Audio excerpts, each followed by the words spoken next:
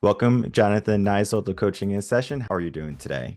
I'm doing great. Thank you. Thanks very much for having me, Michael. Oh, of course. Today we're going to be talking about your work. You are a mental health advocate. I know you do many other things, but today we're going to be focused on that. Coaching in Session is a podcast where we bring on other professionals in the world that want to bring a different light, make the world a better place.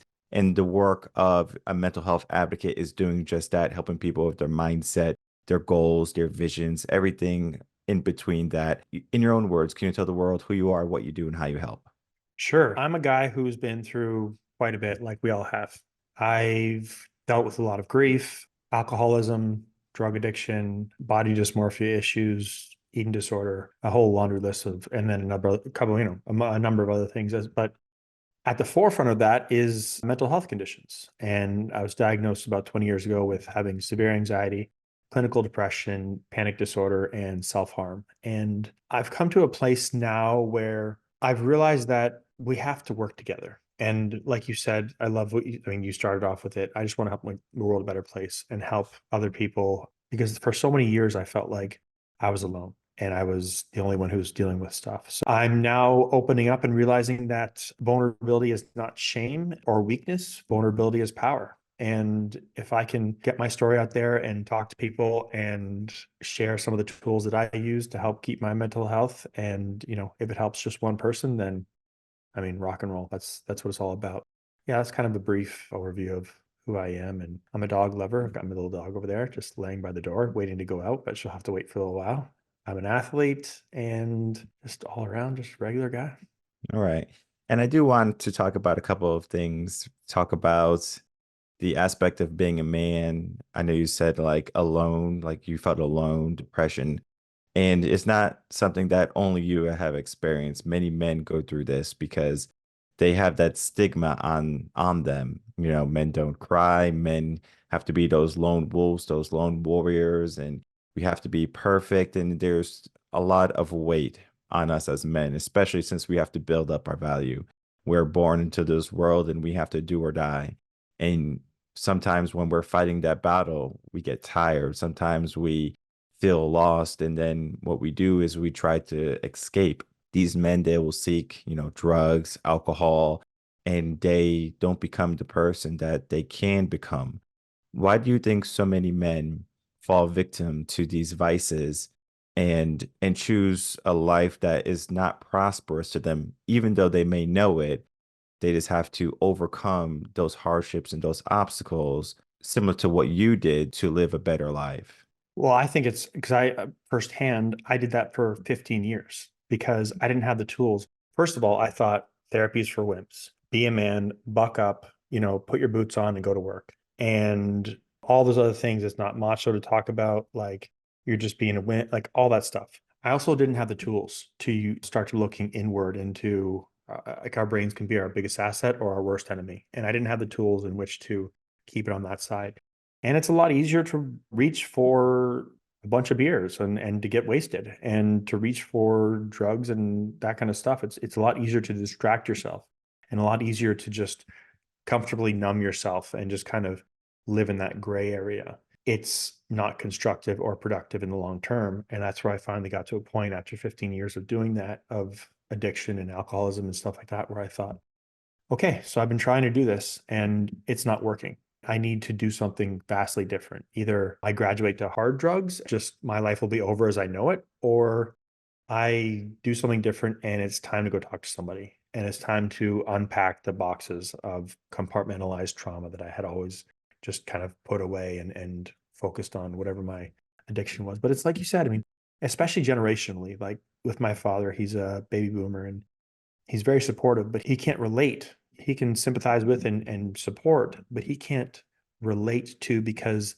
he was raised by a generation where it's put your boots on and go. Like you're the provider, you get out there, and that's what it is. So it's kind of been passed down, very much so, like I said, those older generations. And it's a lot of like what's in us, like from caveman times. I mean, it's like it's in our DNA where it's like just put up or shut up. Like it's just go out there and do what you're supposed to do. But like I said before, vulnerability really is power. And when you start like understanding and working on and the tools. I mean, I'll keep saying that word over and over again during a conversation, but it was learning the tools to be a sober, functioning adult for the first time in my life at 35, because I just never had, and I reached for those distractions. I think it's a lot of those things. I think it's the stigma. I think it's the shame. I think it's the weakness. I think it's all those things that men deal with that, we know aren't true, but it's in there. There's a lot there.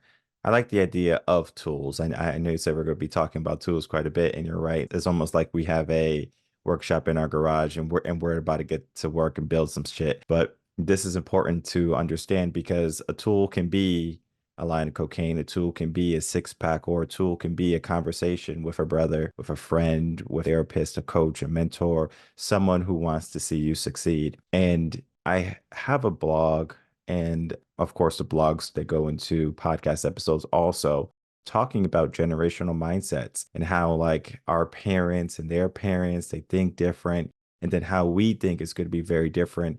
And then we also have that idea in our mind of how we want to be so different from them. And what tends to happen when we have that mindset is we start to go down a path that has not been tread upon, and we feel lost. We feel confused because now there's no guidance. How can people start to find individuals? Because now we have the generational divide that have a like mindset, that are looking for a better life, a better future.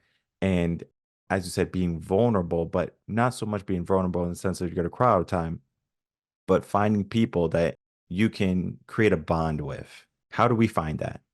So I think one of the things you said that was really important is the generational thing and learning from past generations. I idolized my father growing up. I thought that he's a wonderful role model of what a father and a man should be. I wanted to be just like him. And I had to break away from that when I saw the way that, and he's always been sober. He's never been a smoker. He didn't have those kind of distractions. But I know that he's a very, like we said, very straightforward guy. And I had to break away and do my own thing to realize for what I'm dealing with and with the way the world is now and the way I can handle it. So I needed to veer off and kind of make my own way and have my own ideas of what's going to work. And like I said, he was my idol growing up, but noticing that, and it's, I think those distractions that you mentioned, like grabbing a beer or grabbing drugs, like I don't even think of those as tools. I think of them as just temporary distractions. They're band-aids. They put them on, you put them on, the wound's still underneath. You don't put antiseptic on it. It's still not healing. It's just a very temporary. And then when you come out of that stupor, everything's still there. All your trauma's still there. And then now you've made it worse because I was always like pick a fight with somebody or like not show up somewhere I was supposed to be, like all that kind of stuff. So it just compiled on top of, and really being open to learning and growing. I think that's the most important thing, is like understanding that you're not the smartest person in the room and we don't know everything. There's never been a perfect person in the world that's ever walked the face of this earth. And to really embrace that and not hold yourself, like, don't beat yourself down when you make mistakes, because we all make mistakes. And like having conversations like this, like I love doing this because I know that there are a lot of things that I'm going to take away from this conversation that I'm going to add to my tools, or just, to put ideas into my head, and just constantly wanting to like to have those, to keep learning and keep growing. The moment you think you have it all figured out is the moment you get left in the past. The older we get, I mean, if you talk to me when I was 18, I had all the answers. You need someone like, I got this figured out. Life, easy. As I get older and I'm in my 40s now, it's like, oh, I still have a lot to learn. So I think having that mindset and being open to trying new things. And like I said, whenever somebody asks me about mental health, because I've been very open with this now and talking about it, and a lot of people from my personal life are like, what should I do? First thing I say is, if you have access to, go speak to a mental health professional. I'm not a mental health professional. I can tell you anecdotally the things I've been through and the things that work for me. If you have access, please just go to a professional, or start talking to a buddy, start talking to a friend, just start talking, and not, instead of holding this weight of like all this stuff and this baggage, and it literally weighs you down. It's like, oh my gosh, like you start to like unload it, some of it, and you're like, man, this is, like I said, vulnerability is, I feel more powerful. I don't feel like weak. I don't feel like I think it's really important to talk, and to talk about it with somebody. And that's something that I've learned over the years, slowly, but I think it's because of the time in which I was coming up. And like I said, the generational thing. But I think those are important steps. I think those are really important things to remember. Hmm. At the age of 15, I knew everything. It's even worse than 18. We had it all. We had it all figured out. It's like, Exactly, exactly. It's the ego. It's so much going on.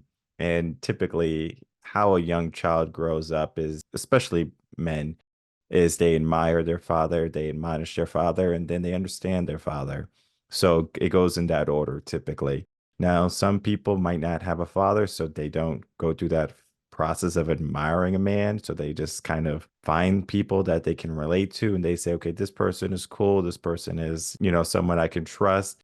And if they don't have that aspect when they're growing up, it could cause a couple of issues, as we can see in the Black communities with single mothers, and the Black kids are being raised by the gangbangers, and they're going out shooting up people, doing all the things that they're not supposed to be doing. But if they had a strong father figure in the house, they wouldn't be doing that. But then we still have the generational mindset issue where we want to be different, where we want to make a mark. And then we get to that teenage era where we know everything. We have the ego. We're trying to identify who we are. There is difficult to identify yourself as someone who's strong, capable, willing to, go through the gauntlet when we're afraid to fail, because the fear of failure is going to always be there. And this is something that we grow up into from, getting grades in schools where we get our F or our D or a C. I don't know if you ever got an F, when you were, oh yeah, I got plenty. athletics got me through school. I was just really good at sports, so that got me through for sure. Certain subjects I was good at, but athletics, yeah. But no, you're absolutely right. And that fear stops a lot of people from doing the hard things later on in life, being humble, right? Being vulnerable to an extent, right? And I do want to get into the conversation because these words are big words: humility and vulnerability. Now, I don't like vulnerability as much as I like humility. Humility, I think, is a more powerful term because it's going to have the more positive notes to it versus if you're vulnerable, meaning that there's going to be an imperfection in you. And again, everything you say to your mindset has some weight, some impact, where it could be the smallest thing. Where, for example, if you're going into a bar to pick up some ladies, all right, let's see if I get lucky tonight. I mean, that's full of negativity, right? This says, I am a guy that can get lucky if I want to. I decide, right? Not, we're just changing the frame a little bit. I do want to create a frame for those two words, humility and vulnerability. No, I think I was thankfully raised to be very humble and to whenever something would happen, the first thing I'd come home and be like, Dad, you wouldn't believe what so and so did. And he'd be like, okay, what part in this did you play? Look inward before you start pointing the finger. And I learned that, and I learned that from seeing that in him as well, and my mom, and just our family in general, our family structure. And yeah, realizing that, like you said, we are all going to make mistakes. I had resigned to the fact that in my early 30s, okay, I'm going to be a drug addict the rest of my life. That's just it. I'm a failure and I'm a loser. And you look in the mirror. I'm a very polite person. I was raised with manners. I believe, hold doors, open, all that kind of stuff. Like I love, and I would be that person outward because that's who I am. I would look in the mirror though, and I'd say, you are a loser. You are failing. You're doing this and that. So I got to a point where I started to forgive myself and understand better what I'd been through. And, like you said, that understanding that it's not so much failure as it is making mistakes. And I look back at 15 years I spent in that mindset. And I finally, just within the last 12 months, and that's why I've started talking about it on podcasts and being able to talk about it publicly, I've learned how to forgive myself. First of all, I can forgive myself for going down the wrong path with drugs and alcohol and all the things that I decided that were helping me numb the pain, the problem, but not fixing the problem. Okay. Was it the best choice? No. But was I trying? Yeah. I was trying my best with what I had at the time. I didn't have the tool. I didn't know. So I was trying. So I can forgive myself. I can't get the time back. I can't get the money back. I wish I could get the money back, but I can't. And then I can also forgive myself for things that have happened that have been out of my control, because that's a part of life. With that true, genuine forgiveness of, yeah, nobody's ever been perfect. Nobody ever will be perfect. And we can learn and keep growing. And the old adage of you can't teach a dog new tricks. I mean, yeah, of course you can. We're a couple old dogs and we're learning every day. You absolutely can. So once you like, I love how you said that, like you start thinking, first of all, with humility, and then understanding that, hey man, we all make mistakes. And just because you made a mistake doesn't mean that that's the end and that's who you are and that's who you're going to be like forever. I think it's an important thing to do it, but it takes a lot of time. And it's like, it's just like with my drinking. People are like, hey, maybe you should slow down with drinking. I was like, maybe you should go fly a kite. I was like, I can stop whenever I want to. And I obviously couldn't. And they were right. But I had to come to that determination by myself after getting a really bad case of a severe pancreatitis. But I think that humility is a very important thing. And the thing I love about having been an international model for the last 15 years and traveling around the world, it taught me a lot about like, so I lived in Cape Town, South Africa, and London, England, and New York and Miami. And every time I got off of a plane, there were just tens of millions of people trying to live their lives. And it really put into perspective how small a part of this whole thing that I am. I'm a very important part of it, but how small a part of it, and that the world doesn't revolve around us. And we're all just trying to make it through. And we're just like, it just, you get on the New York subway first thing in the morning, you're crammed in there. Like it's summer, you're getting sweat on by people. And it's like, we're all just trying to make it, man. We're all just trying to do our thing. And it really puts into perspective that, yes, you are love yourself, but don't fall in love with yourself. Don't be in love with yourself. And I think we're seeing a lot of that with social media and stuff where people have crossed the line of loving themselves and then being in love with themselves because they're getting this external validation from people across the world, and their self-worth is based on the number of likes and stuff like that. And again, that's just a long-winded way to say that, like, I love that you said humility, and that was a big learning point for me. Is every time I got off the plane, I'm like, oh, there's a bunch of people here, there's millions of people here too who are just like me. You don't know what they've been through, you don't know, what you just don't know. Be humble, show humility, and lead with grace, understanding that, we don't know what people are going through. Yeah, I think that's a fantastic thing you said.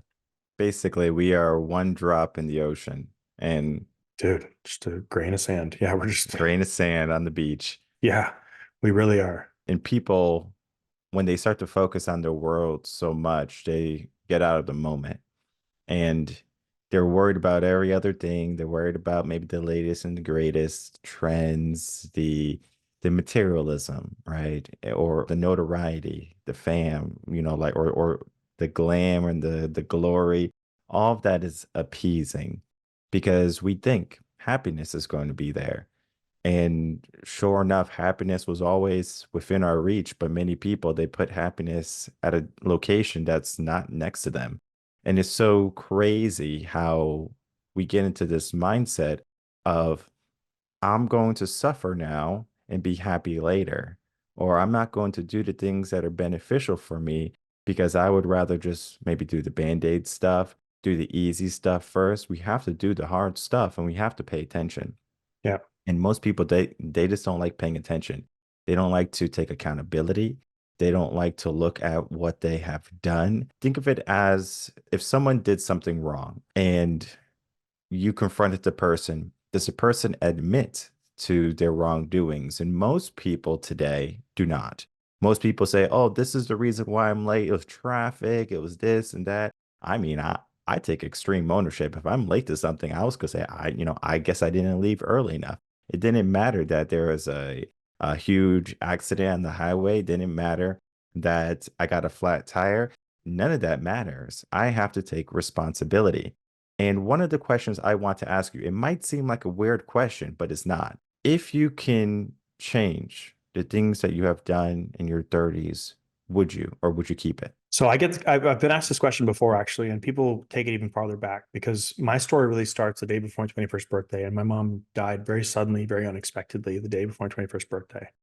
And that's what started the alcohol, and everything kind of went from there. And like I said, I spent 15 years. So people say, like, what would you tell yourself as a 21-year-old? Now being Jonathan, being 41, you could go back and tell 21-year-old Jonathan, what would you tell him? And honestly, I wouldn't tell myself not to drink. I wouldn't tell myself to stay away from drugs. I wouldn't tell myself to do anything differently. I would just say to myself, look, it's going to be hard and it's going to take a long time, but just know that you're going to get through it. Because there's so many times where I didn't think I was going to get through it. I'm like, I can't do this anymore. I can't do it. But that persistence and that fortitude, and I needed to go through the things that I needed to to be the person I am today and learn those lessons. And I'm very proud of the person that I am today. I wouldn't change anything. I wouldn't say like don't do this and be, watch out for that person and stuff like that. I would do everything the same way. Like I would absolutely and just but I would just tell myself you're going to get through it. And like you said, taking ownership. I love when I'm wrong because it means I learned something new that day. I love like the feeling of saying to somebody, "Oh, I'm sorry. I did not see things from your perspective. Like, thank you for helping me understand from your perspective.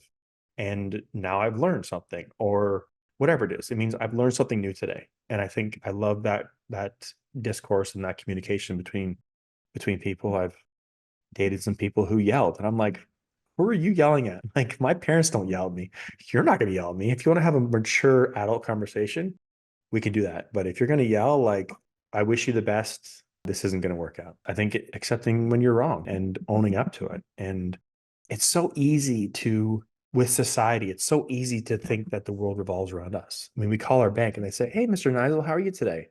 And then you open up your phone and your iPhone is customized just for you. And then, you go to a restaurant, make it your way. And it's like, man, I am the center of the universe. Like, wow, this is really, but it's really important to pull back. And you can see how people, younger people, people in general, can get really wrapped up in that. And when it comes to true happiness, like you said, people think that fame, glam, fortune, all that kind of stuff.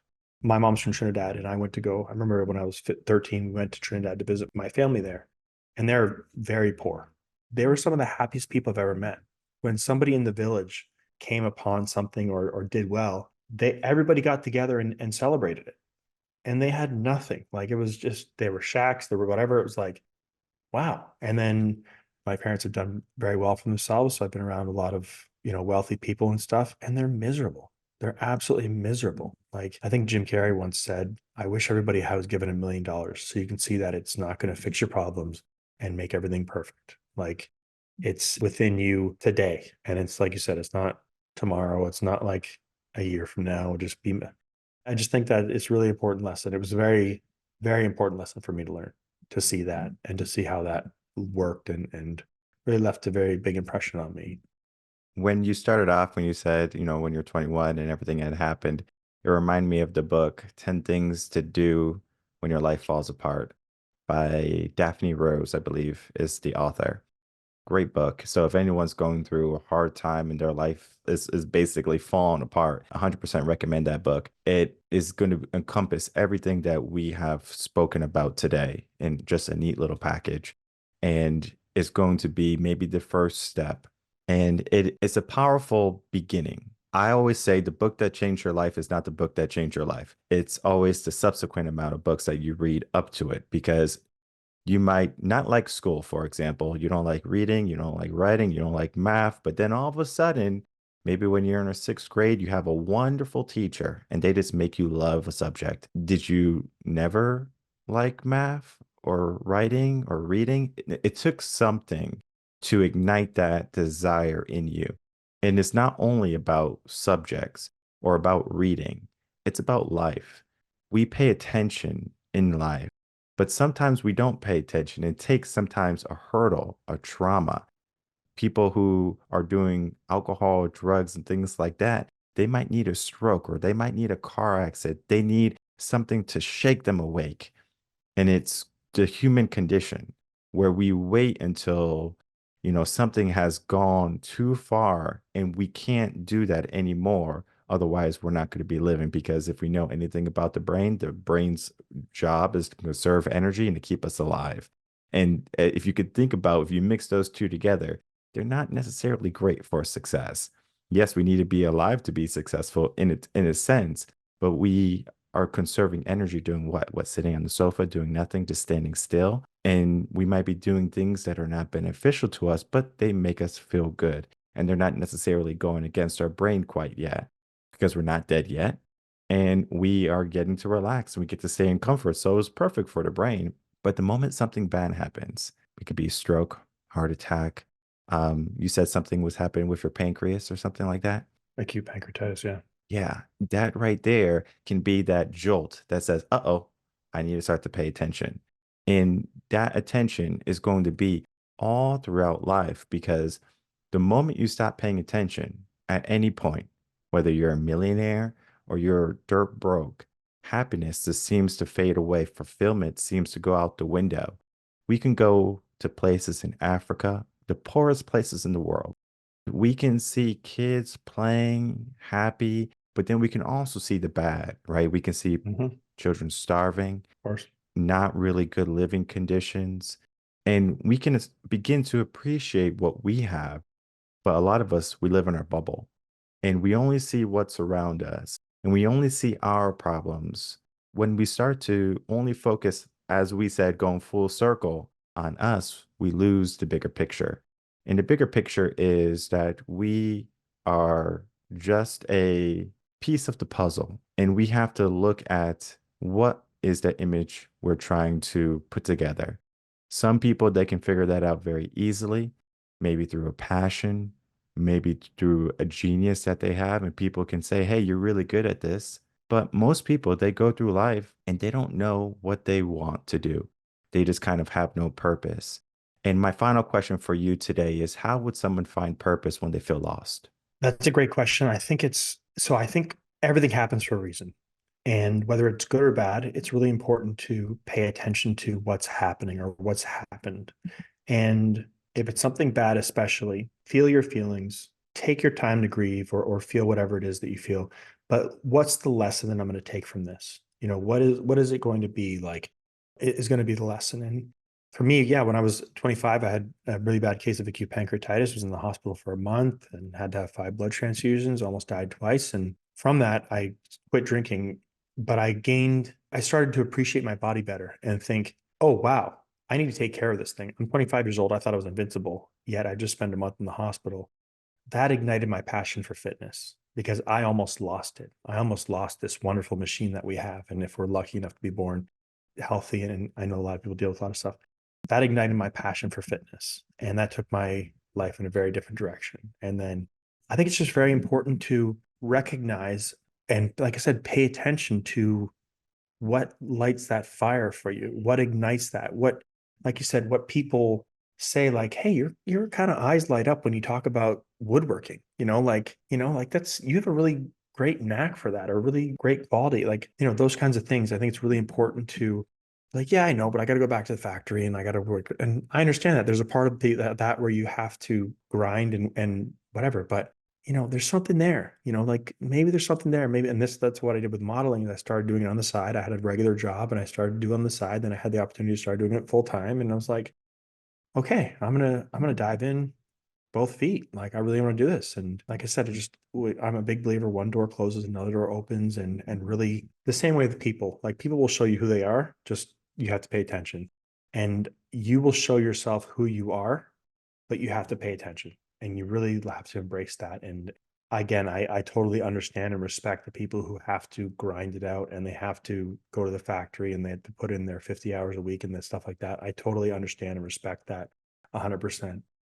But I think it's important to have hobbies, have passions, make time for yourself, make time for your family, and explore those things that, yeah, make you happy. And perhaps you can turn it into a career and perhaps not. Maybe it's just a nice escape. You go and build a new dresser or something, like whatever. Like I'm not a woodworker. I talk like I am, but it just so happens to be the example that I'm using. I'm like over here, like this guy must be really into woodworking. But I think it's really important to really pay attention. Honestly, I think it's important to really pay attention. And we get so blinders, just through the day to day. Like, okay, wake up, put my boots on, got to go through that. Yeah, okay, next day. And I love the determination and the work ethic of that. But I also think pay attention to what makes you feel happy, and maybe not in a negative way, like doing heroin. I mean, that's a hobby, but probably not the healthiest hobby. Again, I think we really just need to be like more open to paying attention, and yeah, just being open to seeing the world and try new things and see what works. Where's the best place that people can reach out to you or find you to continue to follow your work and see what you're doing in life? So I love interacting with people. I love doing stuff like this and getting messages from people and learning from them and growing. I'm on Instagram. It's under Jonathan Niziol. Instagram, TikTok, and YouTube are all my name. My website is Jonathan Niziol Official, and so is my Facebook. And yeah, I love to connect with people. I love to, like I said, learn, grow, have conversations with people. I think we all need to come together and help one another. And like the way you started the show, what I always say is I just want to help make the world a better place in any way I can, helping others and doing whatever. So yeah, that's the best way to get a hold of me. Perfect. And I'll make it easy for everyone. All the links are going to be in the description box below. And I encourage everyone to reach out to him to continue to follow what he's doing in life, because this right here is going to be the testament that we can heal, that we can grow, and we can become a better person. Just because we have one moment in our life that's rocky, it doesn't mean that we can't have smooth sailing later in our life. So I want to thank you so much, Jonathan, for coming on, talking about your work, about your life, and just being that beacon that is going to light the way for so many people. Thank you so much for having me. And like I said, there's a lot I'm going to take from this conversation that you've said that is really it's going to give me something to think about, and it's going to be added to my arsenal and really help change the way that I see the world. So I really do appreciate it. Thanks, and keep up the good work. This is a wonderful thing you're doing.